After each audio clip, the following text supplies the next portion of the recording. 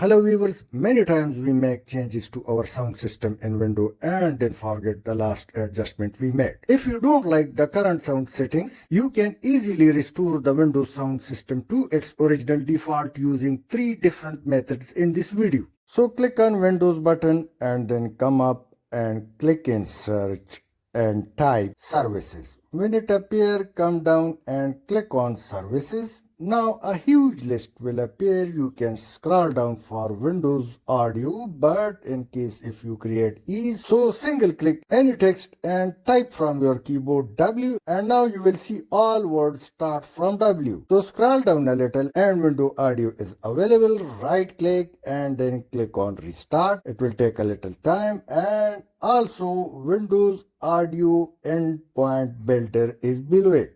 So simply right click once again on the second one and click restart. Click yes and it's done. The first method is completed. Now let's go for the second method, which is easier than the first method. So click on Windows button once again and click settings. Now come click system.